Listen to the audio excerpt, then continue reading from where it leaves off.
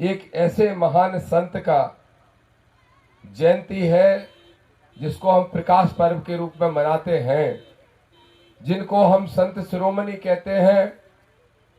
और हम इसलिए उनको रविदास जी को संत शिरोमणि कहते हैं क्योंकि अगर इस देश के अंदर मान्यवर कांसीराम साहब से पहले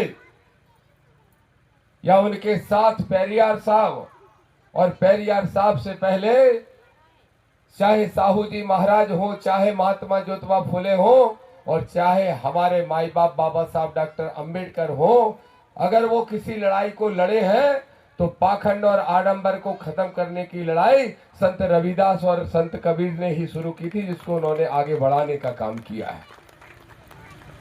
आज इस देश के अंदर जिनकी सरकारें हैं, जो सत्ता में हैं, उन्होंने हमारी समाज को जकड़ने का काम किया, हमारी समाज को गुलाम बनाने का प्रयास किया।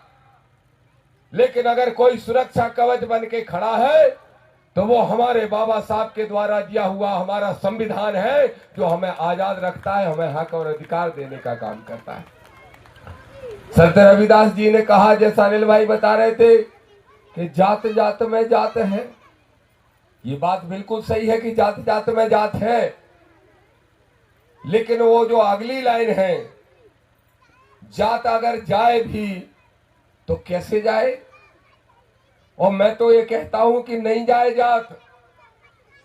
जब तक मनुवादियों की अकल हम ठिकाने नहीं लगा देते, तब तक हमारी जाति ही हमारा हथियार है।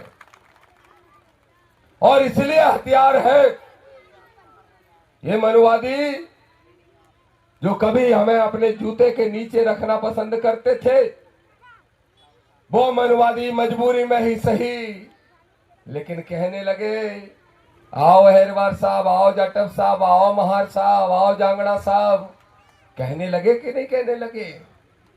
और पहले क्या कहते थे ये बताने की जरूरत नहीं है, और जानते हैं कि जरा भी अपमान किया तो 15 मिनट में एट्रोसिटी एक्ट लग जाएगा, 15 मिनट से 16 नहीं लगेगा। अब कह रहे हैं जात पात खत्म कर दो। क्या कह रहे हैं मनुवादी? कह रहे हैं जात पात खत्म कर दो। तो मैं उनसे पूछना चाहता हूं, मनुवादियों जवाब दो। अगर तुम आज तक पिछड़ा वर्ग को स्वीकार नहीं कर पाए तो तुम एससी वर्ग को स्वीकार कैसे कर सकते हो? आज जब यूजीसी बिल का मामला आया, मेरी माता बहनें समझना जरा, यूनिवर्सिटी ग्रांट कमीशन